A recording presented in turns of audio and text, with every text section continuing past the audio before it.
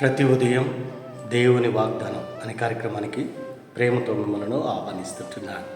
ఈ ఉదయకాల సమయంలో దేవుడు మన కొరకు ఏర్పాటు చేసినటువంటి వాక్యభాగము 31వ కీర్తన 9వ వచనాన్ని ధ్యానించుకుందాం. 31వ కీర్తన 9వ వచనాన్ని ధ్యానించుకుందాం. యెహోవా, నేను ఇరుకున పడి ఉన్నాను, నన్ను కరుణింపుము. క్రీస్తునందు ప్రేమైన దేవుని బిడ్డలారా, ఈ ఉదయకాల సమయంలో ఈ నూతన మాసంలో దేవుడు మనకిస్తున్నటువంటి ఈ యొక్క వాగ్దానాన్ని మన జీవితాలకు, మన కుటుంబాలకు మరి దేవుడు ఆశీర్వాదకరంగా మార్చునుగాక. మరి ఈ యొక్క కీర్తన భాగాన్ని, ఈ యొక్క వాక్య భాగాన్ని, ఆత్మీయ సత్యాలను మనం గ్రహించినట్లయితే దేవుడు మన జీవితంలో ఒక నూతన మాసాన్ని దేవుడు అనుగ్రహించాడు. ఈ నూతన మాసంలో మన కొరకు దేవుడు దాచి ఉంచినటువంటి మేలులు, దీవెనలు, ఆశీర్వాదాలు సమృద్ధిగా మనం పొందుకొని మరి ఇతరులకు మాదిరికరముగాను దేవునికి సాక్షార్థమైనటువంటి జీవితం కలిగి జీవించాలని ఈ ఉదయకాల సమయంలో నేను మిమ్మల్ని కోరుకుంటూ ఉంటున్నాను.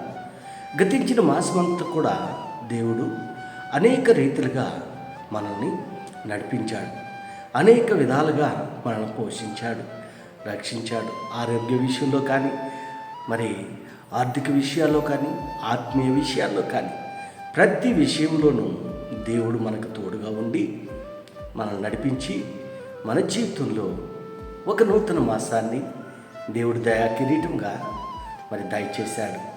అందును బట్టి దేవునికి కృతజ్ఞతాస్తుతులు చెల్లించవలసిన వారమై ఉంటున్నాం.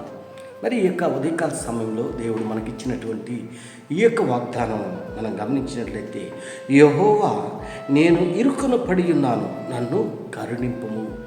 దావీదు ఈ యొక్క కీర్తనను రచిస్తూ దేవుని సన్నిధిలో మరి ప్రార్థిస్తూ ఉంటున్నాడు.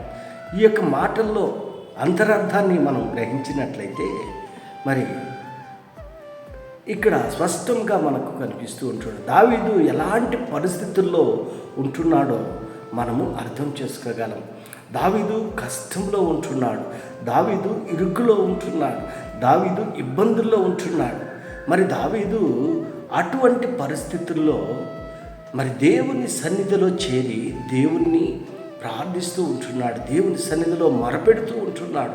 ఎందుకనగా ఆ యొక్క ఇరుకులో నుండి విశాలతను కలగచేసేటువంటి దేవుడు, సర్వశక్తి కలిగినటువంటి దేవుడిని ఆరాధిస్తూ ఉంటున్నాడు. కాబట్టి దావీదు యొక్క జీవితంలో దేవుడు అనేక మేలులు చేసి ఉంటున్నాడు.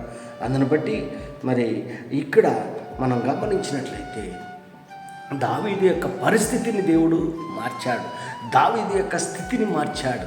దావీదు దేవుని సన్నిధిలో మొరపెడుతూ ఉంటున్నాడు.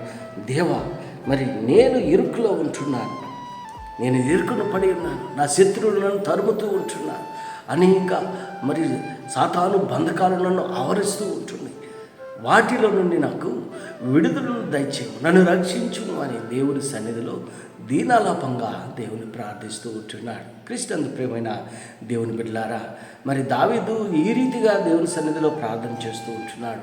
మన ఆత్మీయ జీవితంలో కానీ, మన వ్యక్తిగత జీవితంలో కానీ, మన కుటుంబ జీవితంలో కానీ మనము ఇలాంటి పరిస్థితులు కూడా మనం వెళ్ళినప్పుడు మనం దేవుణ్ణి ప్రార్థిస్తూ ఉంటున్నామా? దేవుని సన్నిధిలో గడుపుతూ ఉంటున్నామా? ఎలాంటి వారిగా మనం ఉంటున్నాం? కష్టం వచ్చిందని చెప్పి దేవునికి దూరం అవుతూ ఉంటున్నామా? మనకి ఇరుకులు వచ్చినాయని చెప్పి దేవునికి దూరం అవుతూ ఉంటున్నామా? దావీదైతే దేవుని సన్నిధిలో దేవునితో సంభాషిస్తూ ఉంటున్నాడు, దేవుని సన్నిధిలో గడుపుతూ ఉంటున్నాడు, దేవునికి దగ్గరగా జీవిస్తూ ఉంటున్నాడు, దేవుని పైన ఆధారపడుతూ ఉంటున్నాడు. మనం కష్టాల్లో ఉన్నప్పుడు, మనం ఇరుకుల్లో ఉన్నప్పుడు, మనం ఇబ్బందుల్లో ఉన్నప్పుడు మనం కూడా దావీదు వలె మరి దేవుని సన్నిధిలో మనం ప్రార్థన చేసినట్లయితే మన కష్టాల్లో నుండి, మన ఇరుకుల్లో నుండి, మన ఇబ్బందుల్లో నుండి మనల్ని తప్పించగలిగినటువంటి దేవుడు మన దేవుడు సర్వశక్తి కలిగినటువంటి దేవుడుగా ఆయన ఉంటున్నాడు. క్రీస్తునందు ప్రేమైన దేవుని బిడ్డలారా, ఎలాంటి వారిగా మనం ఉంటున్నాం? దేవుని సన్నిధిలో మన కష్టం వచ్చినప్పుడు మనం ఇతరుల మీద ఆధారపడుతూ ఉంటున్నామా? ఇతరుల వైపు మనం చూస్తూ ఉంటున్నామా?